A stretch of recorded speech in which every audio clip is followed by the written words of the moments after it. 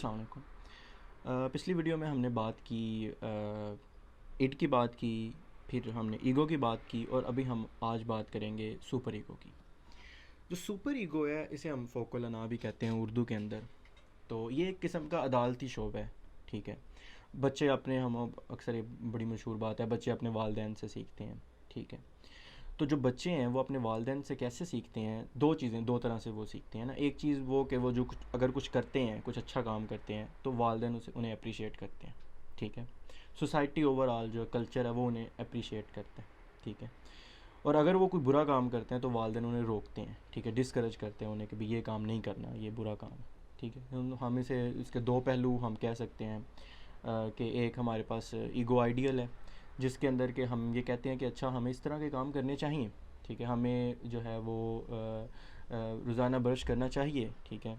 तो जो चीज़ें चाहिए वाली हैं, जो हमें करनी चाहिए, उसे हम ईगो आइडियल कहेंगे। इसके बाद ज़मीर का भी हम एक बात करते हैं कि मेरा ज़मीर मुझे इजाज़त नहीं दे रहा। वो ये चीज़ होती है कि वो रोकने वाले काम होते हैं जिनसे हमारे पेरेंट्स रोकते हैं हमें बचपन में, या हमें डिस्करेज करते हैं, या सोसाइटी में वो काम अच्छे नहीं समझे जाते, ठीक है। ये बड़ा मज़े का पहलू है ये वाला कि हर सोसाइटी में जो है ज़मीर वो मुख्तलिफ होता है। कुछ चीज़ें जो हमारी सोसाइटी में बुरी समझी जाती हैं तो हमारा ज़मीर हमें इजाज़त नहीं देगा वो काम करने की, ठीक है, जो कि एक तरह से सुपर ईगो का हिस्सा है, या सुपर ईगो ही है असल में, ठीक है।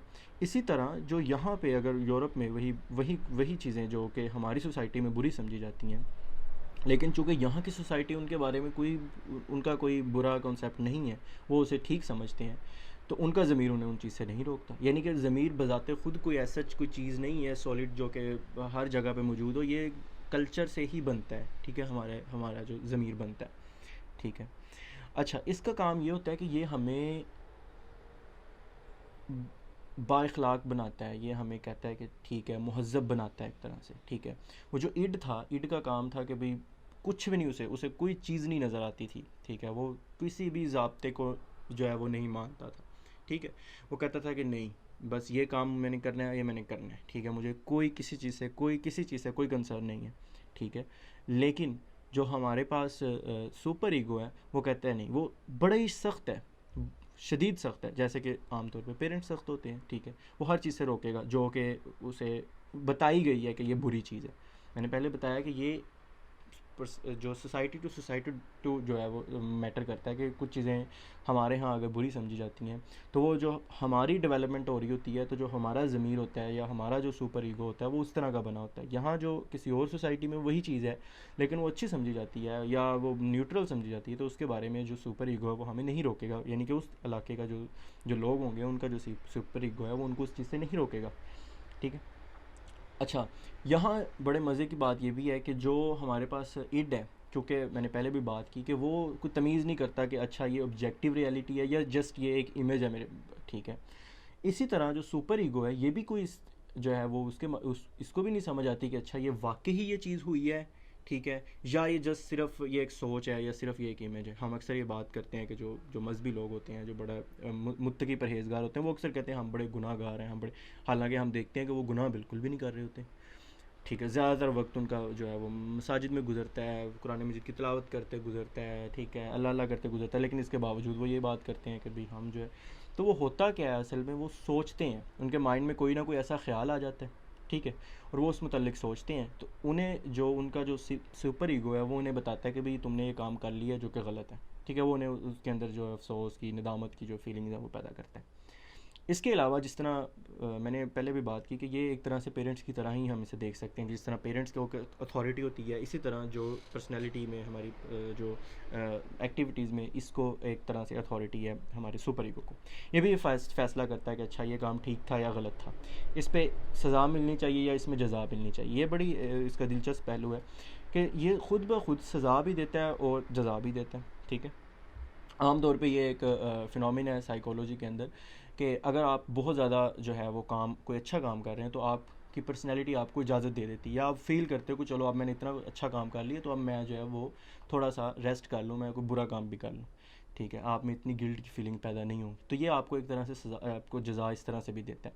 उसके अलावा ये आपके अंदर वैसे भी सेल्फ़ लव पैदा कर सकता है। आप जो कोई अच्छा काम करते हैं तो हम खुद को हम फील करते हैं, प्राउड फील करते हैं, ठीक है, हम बड़ा अच्छा फील करते हैं कि यार हम बड़े अच्छे लोग, हम बड़े अच्छे हैं, ये वो, ठीक है। तो वो क्या, वो कौन कर रहा होता है? सुपर ईगो कर रहा होता है, वो हमें एक तरह से इसकी जजा दे रहा होता है। इसके अलावा सेल्फ हेट भी पैदा हो जाता है, ठीक है, हम खुद से नफरत करनी शुरू कर देते हैं। तो वो कैसे होती है? वो एक तरह से अगर बुरे काम करने की वजह से, जो कि हम समझते हैं, मैं बार बार ये कह रहा हूँ, जो सुपर ईगो समझती है कि ये काम बुरा है, ठीक है, तो वो हमें सज़ा भी उसकी मिलती है, ठीक है।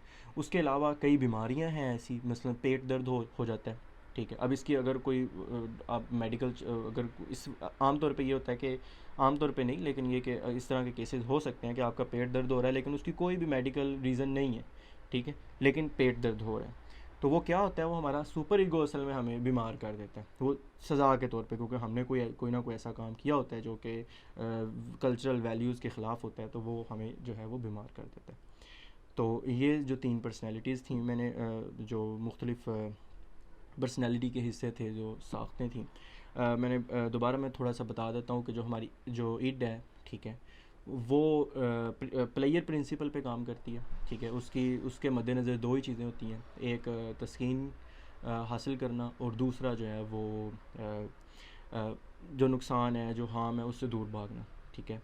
और इसके अलावा जो हमारे पास ईगो है, ईगो का काम जो है वो क्या है कि वो रियलिटी प्रिंसिपल है, उसका बैरूनी दुनिया से ताल्लुक़ होता है, वो हालात को देखती है, ठीक है, और वो इन चीज़ों को कंट्रोल करती है, जो ईड है उससे कंट्रोल करती है कि अच्छा ये काम ठीक नहीं है, ये सॉरी, ये अभी सब्र करो, ठीक है, जब ये रैशनल हालात होंगे, जो कि सर्कमस्टेंसेस मुनासिब होंगे, तब हम ये काम करेंगे, अभी नहीं, ठीक है।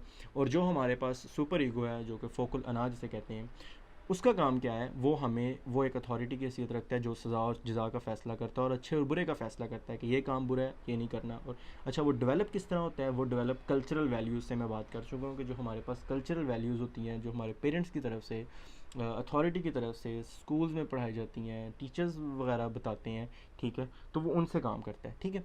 अच्छा, अब ये जो तीनों जो हमारे पास पार्ट्स हैं, ये आपस में मिल के काम कर रहे होते हैं, ठीक है। इनमें अगर थोड़ा बहुत आप देखें कितना कम्प्लेक्स किस्म का स्ट्रक्चर है, कि एक तरफ हमें वही बात, गालिब का वही शेर जो है कि ईमान मुझे रोके है तो खींचे है मुझे कुफ्र, काबा मेरे पीछे है कलीसा मेरे आगे। तो एक जो पर्सनैलिटी का हिस्सा है वो हमें इस तरफ लेके जा रहा है कि नहीं, प्लेयर, ठीक है। दूसरा कह रहा है कि भाई मैंने इधर जाना है, जो कि बिल्कुल ही अपोजिट साइड पे कई चीज़ें ऐसी होती हैं कि हम वो करना चाह रहे होते हैं लेकिन हम नहीं करते, क्योंकि हमारी सोसाइटी, हमारी कल्चरल वैल्यूज़, ठीक है, वो हमें उस चीज़ की इजाज़त नहीं दे रही होती।